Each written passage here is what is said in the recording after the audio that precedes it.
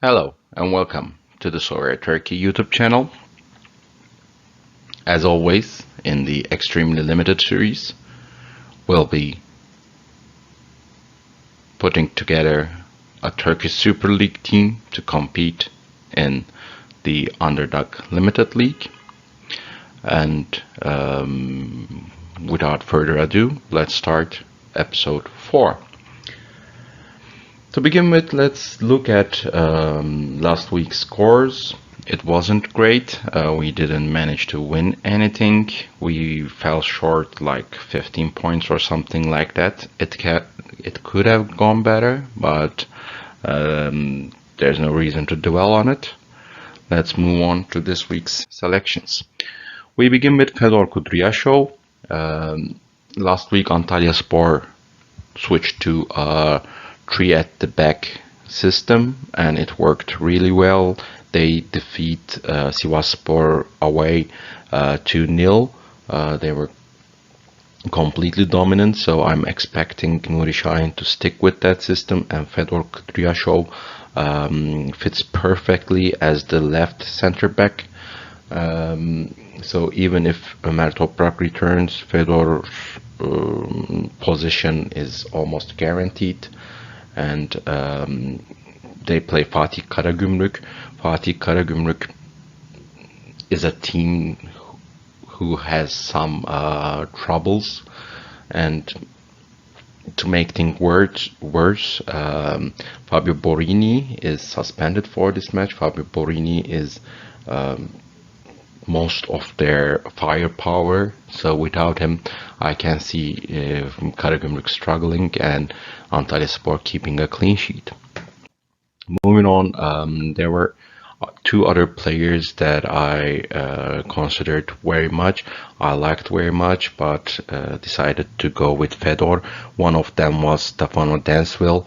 Eren Elmalı is suspended, so the left back position is open. Dansville can play there. He's the main candidate, and also he can play at the center back, as Trabzonspor will be returning from a tough European fixture. So there can be some rotation, and Dansville can play there as well. And whenever he does play, his scores are really good, so he can be considered. The other player that I considered very much was Alper Uludağ. I'm very certain of a Giresunspor win against Istanbulspor. Istanbulspor might have a punch in them with their new manager. They can try to do something, but overall Giresunspor is far better team. They haven't won in so many matches, so this is like a do or die match. The stakes are very high, and I think they certainly have the power to overcome Istanbulspor. Other players I also considered were Furkan Bayır from Alanyaspor. I think Alanyaspor will be able to defeat Ümraniyespor away at home. The main problem was that I don't think they'll be able to keep a clean sheet. I can see this being a high-scoring match, and just Alanyaspor outscoring their opponent. And lastly, there was Uros Radakovic, our last week's selection. He's a good defender. Ankaragücü is not great at defense, but still they are okay. But the main reason of considering him was that Kasımpaşa without Bahoken is very problematic in creating chances. And to make things worse, Haris Hayradinovic and Mortada Ben Unes, 2 of their most important players, are missing as well. Both are suspended on top of Bahoken, so I can see Ankaragücü keeping a clean sheet against this weakened Kasımpaşa team. So moving on to the midfielders. First, we got our usual suspect, Zinedine Ferhat. You might remember that I have a tendency to picking him up. because he's a player I trust very much. I like very much. He is very talented, very creative, and he's beginning to show himself. Last week he started in the 11, and I think he will keep his place. And like I already mentioned, they play Ümraniyespor, and Ümraniyespor is not good at defending, let's put it that way. So I'm expecting some decisives. I'm expecting Zinedine Ferhat to that match that he really shines. The other player is Görkem Sağlam. They play İstanbulspor at home. I already mentioned that I'm rooting for Giresunspor in this game. I think they have the quality to win this match, and they must. Görkem is not untouchable, so if he's dropped, I wouldn't be too surprised, but still, he's an important player for Giresunspor. I hope that he starts. He plays as the attacking midfielder of the team. He's a talented individual, and one more upside is that he can take the penalties as well. So if there's a penalty, he might be considered as well. Other players were, once again, I already mentioned, I liked Alanyaspor. Leroy Fer was the other option, but he is more of a deep line playmaker. So, as always, I am aiming for this decisive points. Last week he scored, but he is not the most scoring player. So, 2 weeks in a row would be too much to ask from him. Moving on, we got Emre Kılınç. Emre Kılınç is a very, very good winger. I like Ankaragücü against Kasımpaşa. Emre Kılınç is a starter. Last week he was suspended, but I do believe he will return to the team immediately, and he offers very much upside. Moving on, we got Ufuk Akyol, Antalyaspor. Once again, we are talking about the same teams. Those are the main teams that I trust for this game week. And Ufuk Akyol has been playing in the center midfielder position for Antalyaspor.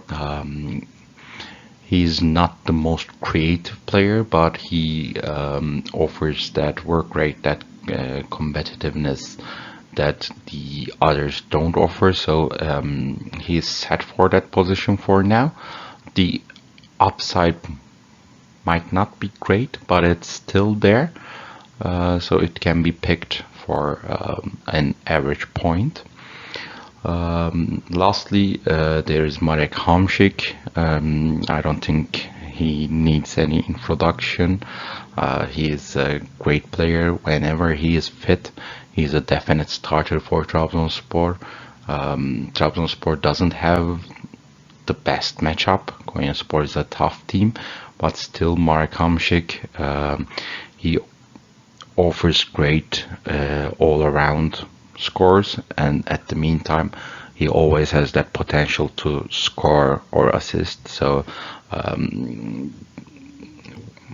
with him being within our price range, he is a definite candidate.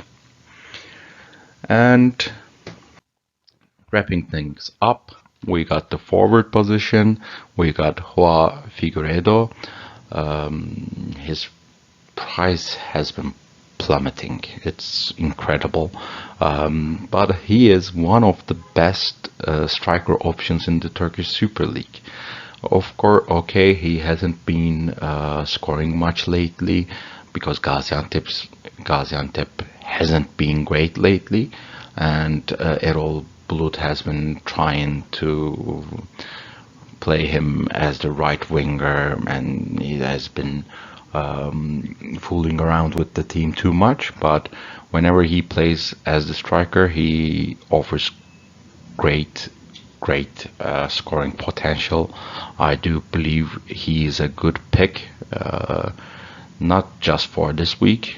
He has a decent chance of scoring against Kayserispor at home, but more importantly, he is a good pick in the long run as well. So I'm very pleased to be able to pick him up. Other players, I